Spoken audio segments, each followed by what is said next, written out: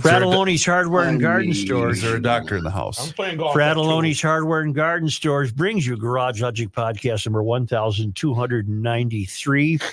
April 23rd, 2024, 86 degrees on this day in 1990, 19 degrees on this day in 1910, and we all know the swimming season will be soon upon us, and I hope you get a hold of Aquaside.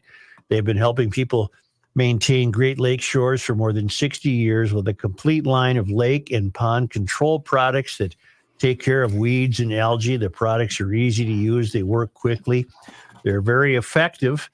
EPA and DNR have weighed on. There's no need to let weeds overtake your swimming area this summer. Call Aquaside, explain to them what the problem is, and they'll get you the right products. Call Aquaside at 1-800-328-9350 or go to aquaside.com. And it's Aquaside that brings us the ice outs. Minnetonka went out on this day in 1901. 1923, in 2008. White Bear went out on this day in 1936, 1979, also 2008, and then in 2014. Hail the Flashlight King! Hail you! And now, from the mayor's office above the boathouse on the east shore of Spoon Lake, it's Garage Logic with Chris Reavers manning Technology Corner, Kenny Olson from the Krabby Coffee Shop, John Heidt in the newsroom, and of course, the rookie. Here is your Flashlight King, Fireworks Commissioner, and the Keeper of Common Sense, your mayor, Joe Sushiro. We got that number, John? I am just sending the organization he works for. Okay. Phone number to Chris.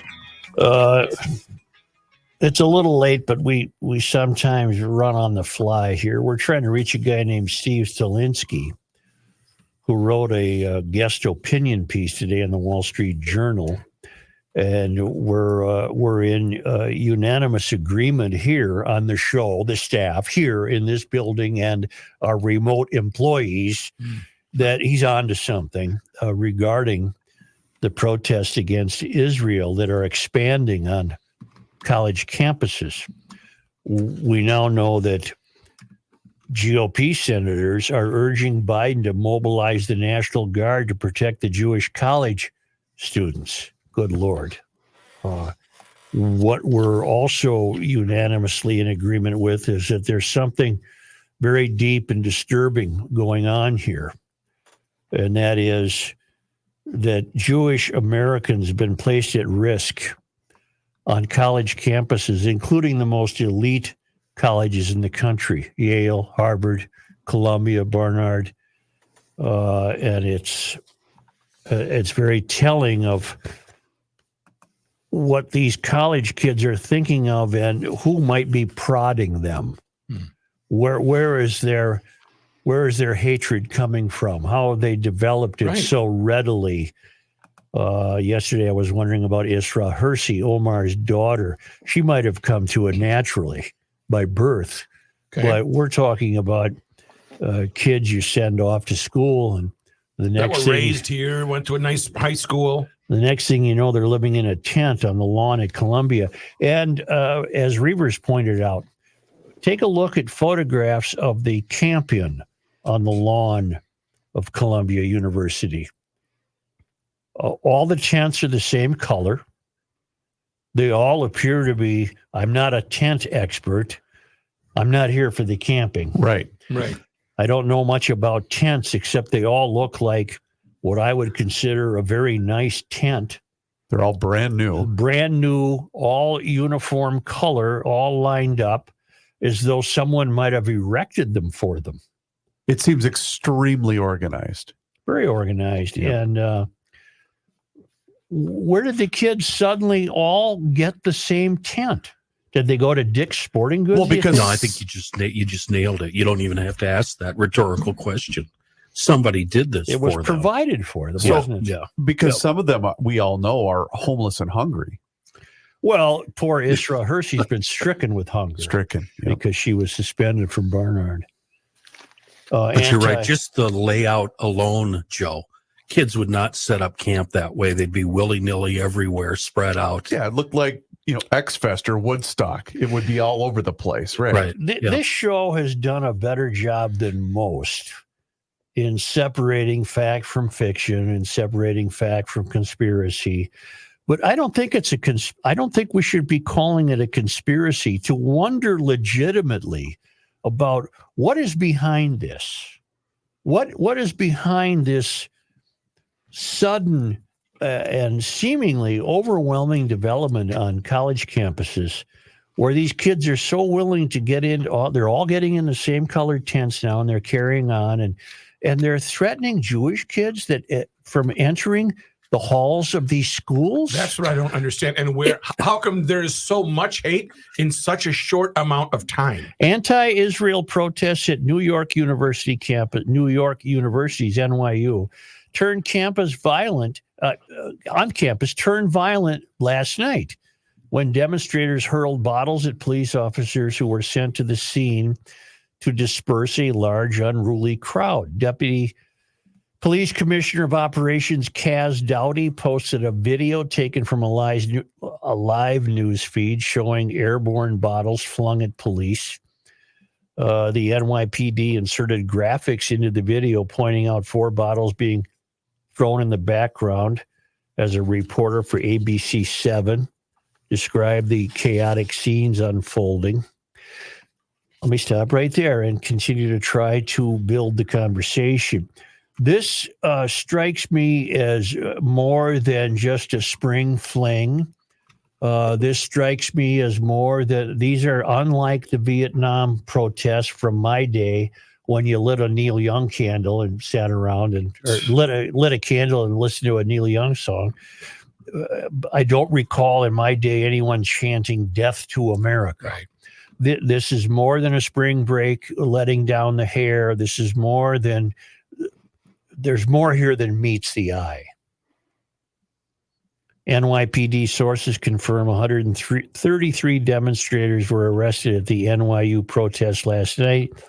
The coppers had to use flex cuffs and zip ties to get them off campus. They were taken to police headquarters where they were charged with trespassing. When NYU asked NYPD to clear the Gould Plaza of individuals who were reluctant to disperse and were interfering with the safety and security of our community, the officers moved in. Unfortunately, as they were dispersing the crowd, some chose violence and pelted the police. The professionalism and composure of the coppers showed as they cleared the plaza despite dangerous acts of aggression.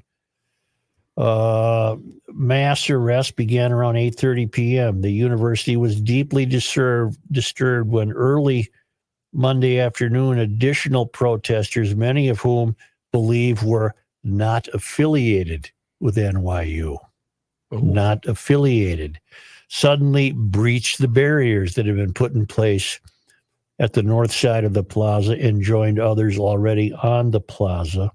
That's NYU spokesperson John Beckman. The breach was in violation of directions from campus security officers and in violation of multiple university rules.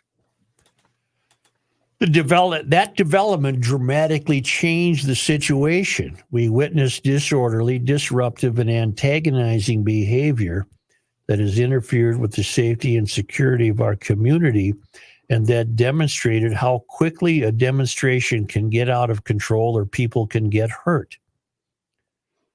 The protests have pitted students against one another, with pro-Palestinian students demanding that their schools condemn Israel's assault on Gaza and divest from companies that sell weapons to Israel. Some Jewish students say much of the criticism of Israel has veered into anti-Semitism, has made them feel unsafe, and they point out that Hamas is still holding hostages taken October 7th. Yes.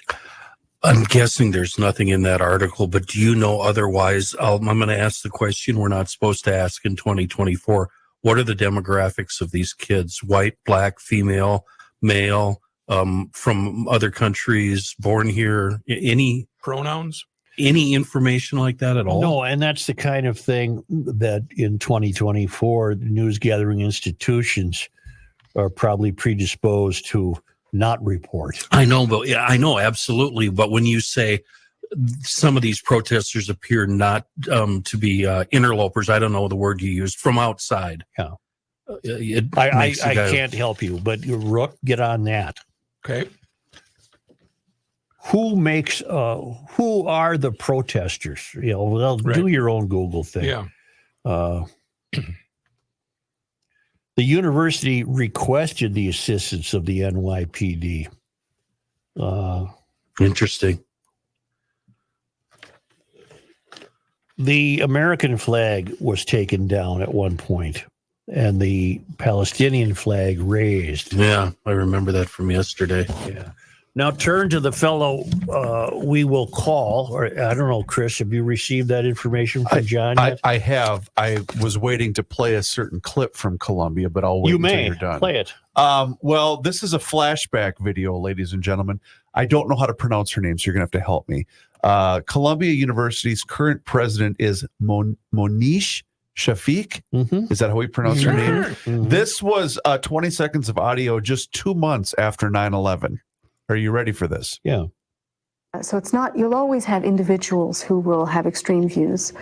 But what's really troubling in the region is that there's actually quite a broad base of society which has some sympathy for the terrorists, not so much because they approve of their methods, but it's a form of protesting against a system which is not delivering for them on the economic or the political front. Well, again, she is a perfect representative of the failed academy. Well, but Joe, terrorism is just a form of protest. But she can see virtue in the oppressed. That was nonsense. That was, she was just spewing nonsense. We're a long way from Norm Coleman throwing a desk out the window at Columbia University when they were protesting the Vietnam War. And then he went on the road with 10 years after and But straightened himself out. the difference then is those protesters that were protesting still considered the United States their country. Yes. And I don't think, other than a few knuckleheads that lit a flag on fire, they were fighting for changes in their country. They weren't saying down with the US, kill the USA, death to the USA. According to NYUnews.com, I'm just going to jump right in the middle here. Sophomores Benjamin Meppen and Omer Hortig, in partnership with the Israel Journal at NYU, organized a pro-Israel rally at Washington Square Park, joined by over 50 students, alumni, and local supporters carrying signs waving Israeli flags. I have a lot of friends from high school who sat alongside me in math class and are now in a tank in Gaza right now, Meppen said. These people are just like you or I. They're 18, 19, 20 years old and defending the Okay, Jewish homeland. you're quoting That's- Israeli students. Yes, That's but I'm just fine, saying and that- we should expect that. Yeah, so what I'm saying is at least, so there's, students on the other side that have a vested interest because they're Israeli or Jewish. Weren't there protests here at the U of M? Yeah, but I don't know to what extent. John, look that up, please. Okay. I think they were cleared off campus. Okay, before you go to this Stephen piece, I was, even considering how I love the conspiracies and dark helicopter theories, I was naive enough to just go, these kids are really dumb. But this Stephen Stalinsky piece kind of shed a new light on it for me this morning when I read this. He's the director of Mideast Media Relations. He's weighed in the, we're trying to reach him. I apologize for us trying to reach him so tardily. But he has a very significant guest editorial in today's Wall Street Journal, the lead of which is protests against Israel expanded on college campuses last week, sometimes turning violent. At Columbia University, demonstrators chanted support for terrorist organizations, burned the American flag, and they waved Hezbollah's flag. This is at Columbia. Now, it's a long piece. I can't read you the whole thing. I advise you to read it. But let's jump down to this paragraph. What he's suggesting is that there's been a lack of attention to what's going on here. What is most discouraging is the lack of attention to what the protesters are demanding, which goes far beyond a ceasefire. in the Israel-Hamas war. Yeah. And then this paragraph needs to be read. Take the March 28 re-election fundraiser for President Biden in New York featuring Barack Obama and Bill Clinton, which was disrupted by shouting in the auditorium. That made the headlines, yet the protesters' chants, including "Down with the USA" and "Al-Qassam are on their way," a reference to Hamas's military wing, received no coverage. Neither did their physical threats to attendees outside, a common tactic. Also ignore the flags and protesters of designated terrorist organizations, Hamas, Hezbollah, and the Popular Front for the Liberation of Palestine, displayed at protests in the U.S., Canada, and the U.K. Frightening. Steve Stalinsky wrote this. Here's another paragraph that needs to be discussed. A blatant example of jihadist talking points came from Hezbollah leader Hassan Nasrallah on March 13, when he lauded the political activity of American Muslims in Michigan as very influential. He said of the many people demonstrating in America that, quote, we should salute them, and called the uncommitted primary campaign against Mr. Biden, which originated in Dearborn, Michigan, the most important means of pressure on the Biden administration. He also notes, every senior Hamas leader has also acknowledged the importance of the protests and said that influencing U.S. and Western policy is part of the organization's strategy for destroying Israel. Khalid Mashal, the Hamas leader abroad, on October 10, urged supporters to protest in cities everywhere. On October 31st, he said that the organization's friends on the global left were responding to its appeal. On March 27, just not that long ago, he called for millions to take to the streets in protest, saying there had been an unprecedented shift in global public opinion. Opinion in their favor. It's working. And we even saw that with Biden, who is now going after Israel, our ally, and telling him to shut it down. So it's working. Their influence is working on dumb influential. Thank you, kids, and the President of the United States. On March 25, the Columbia University's Apartheid Divest student group hosted an event called Resistance 101. It featured leaders of the PFLP, which is Palestine. It was in the first paragraph. It's a Palestinian group. Affiliated Semadoun, Within Our Lifetime, and other extremist organizations. At the event, former PFLP official Khalid Barakat referred to his friends and brothers in Hamas, Islamic Jihad, and the PFLP in Gaza, saying that particularly after October 7, when they see students organizing outside Palestine, they really feel that they are being backed as a resistance and that they're being supported. On March 30, on Hezbollah's Al-Manar TV, Mr. Barakat said the vast majority of young Americans and Canadians now support armed resistance because of the introduction of colonialism, racism, and slavery studies into history curricula. So there's a symbiotic relationship here between what the failed academy has been up to in this country, if not in the UK and Canada. What the failed academy has been up to is fitting perfectly with what Hamas is up to. Absolutely. Just without the pickup trucks and yes, guns. Chris. This was posted at 8:15 a.m. from a U of M associated website. Following Columbia's lead, U of M News has students, have begun an encampment on the Northrop Mall to demand university divestment from Israel. Cops have issued a dispersal warning, to answer your earlier question. I am actually an update on that. Oh, As of 10:30, authorities cleared and dismantled an encampment protesting the Israel-Hamas war early Tuesday. Encampment organizers had called on students and staff to cut or cancel classes to join the protest. The organizers said it started about 4 a.m. About 7 a.m., a live stream video showed police detaining some of those, and basically they broke the whole thing up and arrested several people by 10 this morning. So that's great and well and good and proper as it should be. How do we go about re-educating these morons to show them how wrong they are? We'll have to pick that up again in a moment.